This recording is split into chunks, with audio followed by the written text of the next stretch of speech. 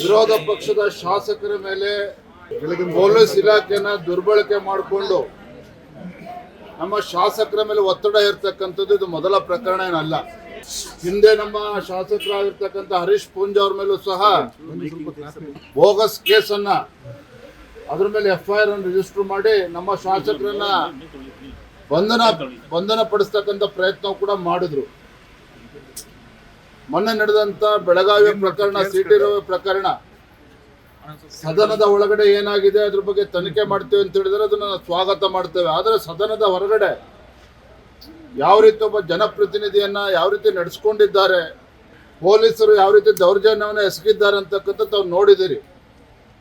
ಇದು ಯಾವುದೂ ಕೂಡ ಸರ್ಕಾರದ ಕುಮ್ಮಕ್ಕಿನಿಂದ ಆಗುತ್ತೆ ವಿನಃ ಸರ್ಕಾರದ ಅಥವಾ ಮಂತ್ರಿಗಳ ಹಸ್ತಕ್ಷೇಪದಿಂದ ಆಗೋದಕ್ಕೆ ಸಾಧ್ಯನೇ ಇಲ್ಲ. ಇವತ್ತು ಸಹ ಮುನಿರತ್ನ ಅವ್ರ ಮೇಲೆ ಮೊಟ್ಟೆಗಳನ್ನು ಎಸೆದು ಹಲ್ಲೆ ಮಾಡ್ತಕ್ಕಂಥ ಏನೋ ಪ್ರಕರಣ ನಡೆದಿದೆ. ಇದೇನೋ ಸಣ್ಣ ಘಟನೆ ಅಂತೇಳಿ ನೀವು ಭಾವಿಸಬೇಡಿ. ಮುನಿರತ್ನ ಅವ್ರ ಮೇಲೆ ಏನೋ ಪ್ರಕರಣಗಳು ದಾಖಲೆ ಆಗಿದೆ, ಅದು ತನಿಖೆ ಆಗ್ತಾ ಇದೆ, ಅದು ಮತ್ತೊಂದು ಭಾಗ. ಆದರೆ ಶಾಸಕರ ಮೇಲೆ, ಮುನಿರತ್ನ ಅವ್ರ ಮೇಲೆ ಹೇಗಾದರೂ ಮಾಡಿ ಒತ್ತಡ ಹಾಕಿ ಅವರನ್ನ ಶಾಸಕ ಸ್ಥಾನದಿಂದ ರಾಜೀನಾಮೆ ಕೊಡಬೇಕು, ಮರುಚುನಾವಣೆ ಆಗಿ ಅವ್ರಿಗೆ ಬೇಕಾದಂತ ಗೆಲ್ಲಿಸ್ಕೋಬೇಕು ಅಂತಕ್ಕಂಥ ಒಂದು ಷಡ್ಯಂತ್ರ ಪಿತೂರಿ ಅವತ್ತಿಂದನೂ ಕೂಡ ನಡೀತಾ ಇದೆ. ಇವತ್ತು ನಮ್ಮ ಕಾರ್ಯಕರ್ತರು ಕೂಡ ಬಹಳ ನೊಂದ್ಕೊಂಡಿದ್ದಾರೆ. ಯಾರು ಮುನಿರತ್ನ ಅವರ ಅಕ್ಕಪಕ್ಕ ಇರ್ತಕ್ಕಂಥ ಮುಖಂಡರುಗಳೇನಿದ್ದಾರೆ ಅವರ ಮೇಲೂ ಕೂಡ ಸುಳ್ಳು ಕೇಸುಗಳನ್ನು ದಾಖಲೆ ಮಾಡ್ತಕ್ಕಂಥದ್ದು, ಹಳೆ ಕೇಸುಗಳನ್ನು ರೀಓಪನ್ ಮಾಡ್ತಕ್ಕಂಥದ್ದು, ಮಹಿಳೆಯರ ಮೇಲೂ ಕೂಡ ದೌರ್ಜನ್ಯ ನಡೀತಾ ಇದೆ. ನಮ್ಮ ಕಾರ್ಯಕರ್ತರು ಮನೆಗೆ ನುಗ್ಗಿ ಬಿಯರ್ ಬಾಟ್ಲು ಒಡೆದಾಕಿ ಮನೆಯಲ್ಲಿರ್ತಕ್ಕಂಥ ಹೆಣ್ಮಕ್ಳು ಕೂಡ ಬೆದರಿಸ್ತಕ್ಕಂಥ ಕೆಲಸವೂ ಕೂಡ ಕಾಂಗ್ರೆಸ್ ಪಕ್ಷದ ಪುಡಾರಿಗಳು ಮಾಡ್ತಾ ಇದ್ದಾರೆ ಅಂತ ನಮ್ಮ ಕಾರ್ಯಕರ್ತರು ಆರೋಪ ಮಾಡ್ತಾ ಇದ್ದಾರೆ. ಇವತ್ತಿನ ಘಟನೆ ಇದ್ಯಾವುದು ಸಣ್ಣ ಘಟನೆ ಅಲ್ಲ.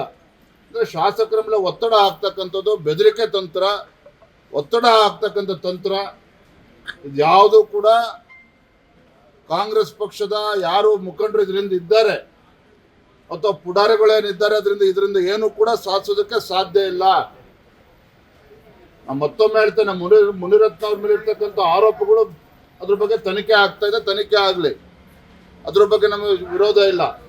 ಸತ್ಯ ಏನಿದೆ ಹೊರಗಡೆ ಬರ್ತದೆ.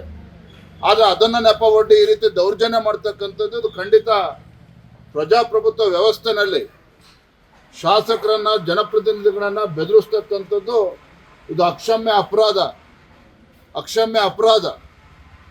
ಇವತ್ತು ನೋಡಿ, ಮುನಿರತ್ನ ಅವರ ಗನ್ಮನ್ನು ಕೂಡ ವಿಡ್ರಾ ಮಾಡಿದ್ದಾರೆ. ಯಾಕೆ ಅವ್ರು ಶಾಸಕರಲ್ವಾ ಇನ್ನೂ ಕೂಡ? ಅವ್ರು ಹಾಗಾದ್ರೆ ಶಾಸಕ ಸ್ಥಾನದಲ್ಲಿ ಇಲ್ವಾ? ಹಾಗಾದ್ರೆ ಅವ್ರು ಜನಪ್ರತಿನಿಧಿ ಅಲ್ವಾ?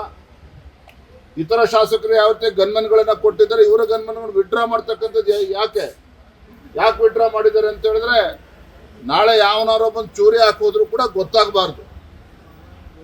ಅಂದ್ರೆ ಎಲ್ಲೋ ಒಂದ್ ಕಡೆ ಮುನಿರತ್ನ ಅವ್ರಿಗೆ ಪ್ರಾಣ ಭಯ ಇದೆ. ಇದನ್ನ ಕೇಸ್ಗಳನ್ನ ಆಧಾರವಾಗಿ ಹಿಡ್ಕೊಂಡು ಬೆದರಿಕೆ ಹೊಡ್ತಕ್ಕಂಥ ಕುತಂತ್ರ ನಡೀತಾ ಇದೆ. ಇದು ಖಂಡಿತ ಭಾರತೀಯ ಜನತಾ ಪಾರ್ಟಿ ಸಹಿಸೋದಿಲ್ಲ. ಮುನಿರತ್ನ ಅವರು ತಲೆಗೆ ಪೆಟ್ಟಾಗಿದೆ, ಸ್ಕ್ಯಾನಿಂಗ್ ಮಾಡಬೇಕು ಅಂತ ಹೇಳಿದರೆ ಧೈರ್ಯವಾಗಿದ್ದಾರೆ, ಗಟ್ಟಿಯಾಗಿದ್ದಾರೆ.